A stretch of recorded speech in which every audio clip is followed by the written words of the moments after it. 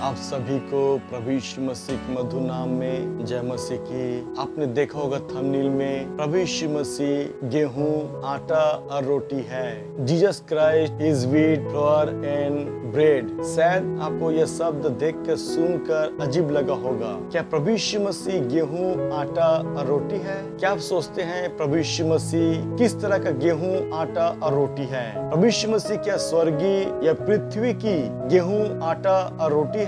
ये बातें हमें देखकर सुनकर अजीब लगता है। क्या यीशु मसीह गेहूं हो सकता है, आटा हो सकता है, रोटी हो सकता है? यदि ये चीजें हैं तो प्रभु यीशु मसीह फिर कैसे गेहूं बना, कैसे आटा बना और कैसे आपके मेरे लिए रोटी बना? आइए इन्हीं बातों को हम परमेश्वर के वचनों से हम सीखेंगे जो बाइबल में लिखा है। उस अद्भुत भेद की बातों को हम जानने प्रयास करें। यूहन्ना 6 अध्याय 35 वचन। यीशु ने उनसे कहा, जीवन की रोटी मैं हूँ।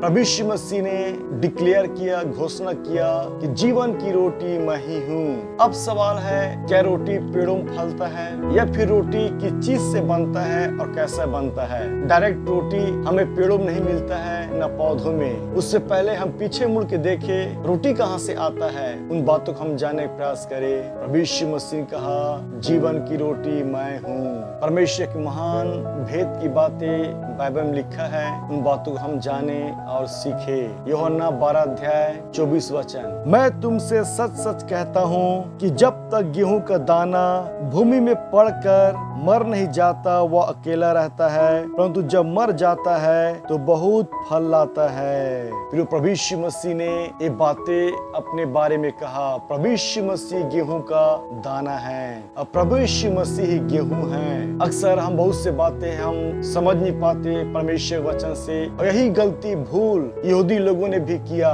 जब प्रभु यीशु मसीह ने अपने बारे में बताना चाहा, लोग समझ नहीं सके।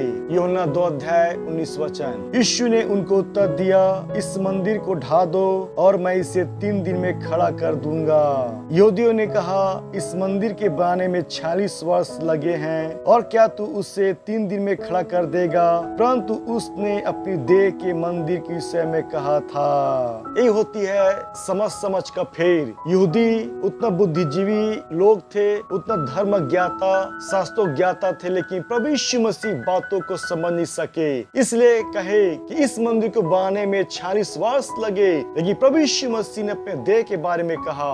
जो इतना व्यवस्था ज्ञाता, शास्त्री, फरीसी लोग का एक समूह झूठ ने प्रभु यीशु मसीह की बातों को समझ नहीं पाया, लेकिन प्रभु यीशु मसीह ने अपने देह के बारे में कहा कि इस मंदिर को ढा दो, मैं 3 दिन में खड़ा करूंगा। सेम उसी तरह प्रभु यीशु मसीह ने अपने मृत्यु के बारे में बोला कि प्रभु यीशु मसीह मारा जाए, गाड़ा जाएगा और तीसरे दिन मुर्दों जी उठेगा। हम देखते हैं प्रभु यीशु मसीह जब मरा केवल अकेला था, और हम देखते हैं गेहूं दाना जब भूमि जब पड़ता है और जब मर जाता है अकेला रहता है। मरने के बाद उस एक दाना के गेहूं के बीच से अनेकों दाना पैदा होते हैं। तो सेम आज देखिए, कल्पना कीजिए, आज प्रभु यीशु मसीह मानने वाले लाखों करोड़ लोग हो चुके हैं। यीशु जब मरा अकेला था, जी उठा, उसके बाद देखिए मसीहा दुनिया में बढ़ते बढ़ते चली गई। गेहूं को बोया जाता है, जब पक जाता है उसे कटाई किया जाता है, गेहूं की कुटाई किया जाता है, तब गेहूं दाना पिसाई किया जाता है, तब वो फिर आटा बनता है और आटा को गूथा जाता है और गूथ के उसे बेल कर रोटी बनाया जाता है और रोटी को गरम गरम तावे में रखा जाता है। गरम तावे के ऊपर आग में उसे सेका जाता है, तब वो जाके रोटी बनता है खाने के लायक। इसलिए प्रभु यीशु मसीह ने कहा, जीवन की रोटी मैं हूँ।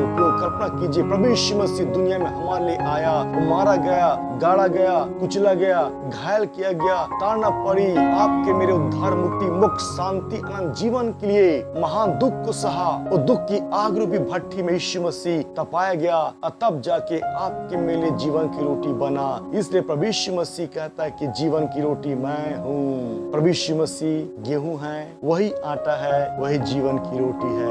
प्रियो, इस रोटी को हम सर्वदा खाएं और जो खाएगा वो नहीं मरेगा। और परमेश्वर ने प्रबंध किया है, हर एक मानव जाति के जो विश्वास करेगा और खाएगा वह नाश नहीं होगा परंतु अनंत जीवन प्राप्त करेगा। सो धन्यवाद सुनने के लिए, देखने के लिए। प्रभु आप सभी को बहुत आशीष दे। धन्यवाद।